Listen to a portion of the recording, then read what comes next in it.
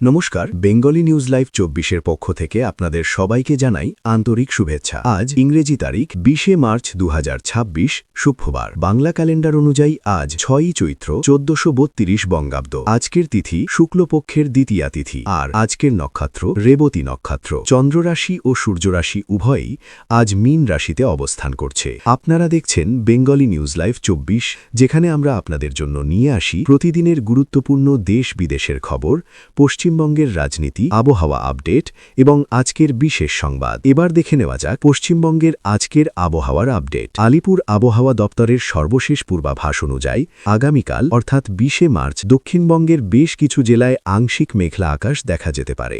কলকাতা সহ সংলগ্ন এলাকায় দিনের তাপমাত্রা থাকবে প্রায় ৩২ থেকে ৩৪ ডিগ্রি সেলসিয়াসের মধ্যে এবং রাতের তাপমাত্রা নামতে পারে ২৪ থেকে ২৬ ডিগ্রি সেলসিয়াসে। তবে আবহাওয়া দপ্তর জানিয়েছে গরমের পাশাপাশি বাতাসে আর্দ্রতা বেশি থাকায় অস্বস্তি বাড়তে পারে। এদিকে সাম্প্রতিক পরিস্থিতি অনুযায়ী দক্ষিণবঙ্গের কিছু জেলায় হালকা বৃষ্টি এবং ঝোড়ো হাওয়ার সম্ভাবনা রয়েছে। বিশেষ করে বিকেল বা সন্ধ্যার দিকে বজ্রবিদ্যুৎ সহ বৃষ্টির সম্ভাবনা উড়িয়ে দেওয়া যাচ্ছে না। অন্যদিকে উত্তরবঙ্গের কিছু জেলায় আংশিক মেঘলা আকাশ এবং বিচ্ছিন্ন বৃষ্টির সম্ভাবনা থাকছে। আবহাওয়া দপ্তর আরও জানিয়েছে, মার্চ মাসে ধীরে ধীরে তাপমাত্রা বাড়লেও মাঝে মাঝে কালবৈশাখীর মতো পরিস্থিতি তৈরি হতে পারে, যার ফলে হঠাৎ ঝড় বৃষ্টি হতে পারে। সুতরাং আজকের গরমের সঙ্গে হালকা ঝড় বৃষ্টির সম্ভাবনা দুটোই মাথায় রেখে চলার পরামর্শ দিচ্ছে আবহাওয়া দপ্তর। ২০২৬ সালের বিধানসভা নির্বাচনকে সামনে রেখে রাজ্যের রাজনৈতিক পরিস্থিতি এখন চরম উত্তপ্ত। নির্বাচন কমিশন ইতিমধ্যেই ভোটের দিন ঘোষণা করেছে।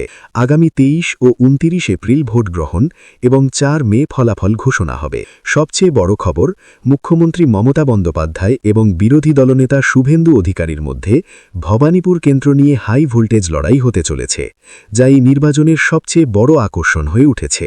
এদিকে তৃণমূল কংগ্রেস বড় সিদ্ধান্ত নিয়ে তাদের প্রার্থী তালিকায় ৭৫ জন বর্তমান বিধায়ককে বাদ দিয়েছে এবং দল দাবি করছে তারা ২২০টির বেশি আসন জিততে পারে। অন্যদিকে বিজেপিও তাদের নির্বাচনী প্রস্তুতি জোরদার করেছে। ইতিমধ্যেই ১১১ জন প্রার্থীর দ্বিতীয় তালিকা প্রকাশ করেছে, যেখানে একাধিক নতুন মুখকে সুযোগ দেওয়া হয়েছে। রাজ্যের বিভিন্ন কেন্দ্রে নতুন ও পুরনো নেতাদের লড়াই জমে উঠছে। বালিগঞ্জে প্রবীণ নেতা শোভনদেব চট্টোপাধ্যায় টানা ১০বার জয়ের লক্ষ্যে মাঠে নেমেছেন, যা রাজনীতিতে বড় নজর কেড়েছে। সব মিলিয়ে বলা যায়, পশ্চিমবঙ্গের রাজনীতি এখন সম্পূর্ণ নির্বাচনী মোডে। প্রতিদিন নতুন কৌশল, নতুন প্রার্থী এবং জোরদার প্রচারে জমে উঠছে ২০২৬-এর মহারণ। এবার দেখে নেওয়া যাক ইরান ইসরায়েল যুদ্ধের একদম লাস্ট আপডেট। মধ্যপ্রাচ্যে পরিস্থিতি এখন অত্যন্ত উত্তপ্ত। সর্বশেষ খবর অনুযায়ী ইসরায়েল ইরানের সবচেয়ে বড় গ্যাস ক্ষেত্র সাউথ পার্সে বড়সড় হামলা চালিয়েছে, যার ফলে ইরানের গ্যাস উৎপাদনে বড় ধাক্কা লেগেছে। এই হামলার পরই ইরান পাল্টা জবাব দিতে শুরু করেছে।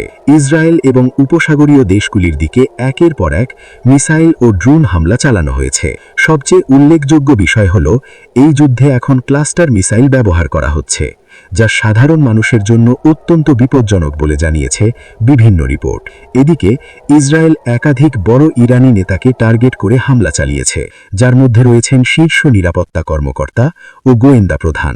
এর ফলে সংঘাত আরও তীব্র হয়েছে। শুধু ইরান ইসরায়েল নয়, এই যুদ্ধ এখন পুরো অঞ্চলে ছড়িয়ে পড়ছে। লেবানন, সৌদি আরব, কাতার ও ইউএইতেও হামলার প্রভাব পড়েছে, ফলে আন্তর্জাতিক উদ্বেগ বাড়ছে। এছাড়াও গুরুত্বপূর্ণ হরমুজ প্রণালী নিয়ে উত্তেজনা বেড়েছে, যা বিশ্বব্যাপী তেল সরবরাহে বড় প্রভাব ফেলতে পারে। বিশ্লেষকদের মতে, এই যুদ্ধ এখন শুধুমাত্র দুই দেশের মধ্যে সীমাবদ্ধ নয়, এটি ধীরে ধীরে একটি বড় আন্তর্জাতিক সংঘাতে রূপ নিতে পারে। সব মিলিয়ে ইরান ইসরায়েল যুদ্ধ প্রতিদিন নতুন মোড় নিচ্ছে এবং পরিস্থিতি আরও জটিল হয়ে উঠছে। এবার দেখে নেওয়া যাক দেশের গুরুত্বপূর্ণ বড় খবরের একদম লাস্ট আপডেট। প্রথমেই বড় খবর, প্রধানমন্ত্রী নরেন্দ্র মোদী দেশের বিভিন্ন রাজ্যের মানুষকে নববর্ষ ও নবরাত্রির শুভেচ্ছা জানিয়েছেন। তিনি দেশের ঐক্য ও সংস্কৃতির ওপর জোর দিয়েছেন। এদিকে দেশের অন্যতম বড় উৎসব ঈদ আল ফিতর কবে পালিত হবে তা নিয়ে জোর জল্পনা চলছে। চাঁদ দেখার উপর নির্ভর করে ২০ বা ২১ মার্চ ঈদ পালিত হতে পারে। অন্যদিকে দেশের নিরাপত্তা নিয়ে বড় আপডেট। ভারত এখন ষষ্ঠ প্রজন্মের ফাইটার জেট তৈরির পরিকল্পনা করছে, যা ভবিষ্যতের যুদ্ধের জন্য বড় পদক্ষেপ হিসেবে দেখা হচ্ছে। সবচেয়ে গুরুত্বপূর্ণ অর্থনৈতিক খবর, মধ্যপ্রাচ্যের যুদ্ধ পরিস্থিতির প্রভাব পড়েছে ভারতে। এলপিজি বা রান্নার গ্যাসের সরবরাহের সমস্যা দেখা দিয়েছে এবং দামও বেড়েছে, যা সাধারণ মানুষের ওপর চাপ বাড়াচ্ছে। এদিকে রাজধানী দিল্লিতে নবরাত্রি উপলক্ষে বড় ট্রাফিক নিয়ন্ত্রণ জারি করা হয়েছে, ফলে সাধারণ মানুষের যাতায়াতে প্রভাব পড়তে পারে। এছাড়াও আন্তর্জাতিক পরিস্থিতির কারণে ভারতের জাহাজ চলাচল ও জ্বালানি নিরাপত্তা নিয়েও সরকার নজর রাখছে এবং প্রয়োজনীয় পদক্ষেপ নিচ্ছে। সব মিলিয়ে দেশজুড়ে এখন উৎসবের আবহাওয়া থাকলেও অর্থনীতি ও আন্তর্জাতিক পরিস্থিতি নিয়ে উদ্বেগও বাড়ছে। চলতি সপ্তাহেই কি প্রকাশ পাবে প্রথম সাপ্লিমেন্টারি ভোটার তালিকা? এই নিয়ে তৈরি হয়েছে চরম অনিশ্চয়তা। ২৮ তারিখে চূড়ান্ত ভোটার তালিকা প্রকাশিত হলেও প্রথম সাপ্লিমেন্টারি তালিকা কবে প্রকাশ পাবে তা এখনও স্পষ্ট নয়। দফায় দফায় বৈঠক হওয়া সত্ত্বেও চূড়ান্ত সিদ্ধান্তে পৌঁছানো যায়নি। সূত্রের খবর, প্রায় ২৪ লক্ষ আবেদন এখনও নিষ্পত্তির প্রক্রিয়ায় রয়েছে। হাইকোর্টে একাধিক বৈঠক হয়েছে, যেখানে মুখ্য নির্বাচন অধিকারী, মুখ্য সচিব ও ডিজিপি উপস্থিত ছিলেন। নিরাপত্তা সংক্রান্ত বিষয়ই এখন সবচেয়ে বড় চিন্তার কারণ হয়ে দাঁড়িয়েছে। জানা যাচ্ছে, বিভিন্ন জেলায় জুডিশিয়াল অফিসাররা কাজ করছেন এবং এই তালিকা প্রকাশের পর তাদের নিরাপত্তা নিয়ে উদ্বেগ তৈরি হয়েছে। সেই কারণেই হাইকোর্টে নিরাপত্তা নিয়ে আলাদা বৈঠক করা হয়েছে। এদিকে উৎসবের মরশুম, সামনে ঈদ, এই পরিস্থিতিতে তালিকা প্রকাশ হলে আইন শৃঙ্খলা সমস্যা তৈরি হতে পারে বলেও আশঙ্কা করা হচ্ছে। তাই সব দিক খতিয়ে দেখেই সিদ্ধান্ত নিতে চাইছে নির্বাচন কমিশন। একটি বিশেষ সফটওয়্যার হাইকোর্টে জমা দেওয়া হয়েছে, যার মাধ্যমে আদালতের নির্দেশের ৬ ঘণ্টার মধ্যে তালিকা প্রকাশ করা সম্ভব। তবে এখনও পর্যন্ত চূড়ান্ত সিদ্ধান্ত হয়নি এবং বৈঠক চলছেই।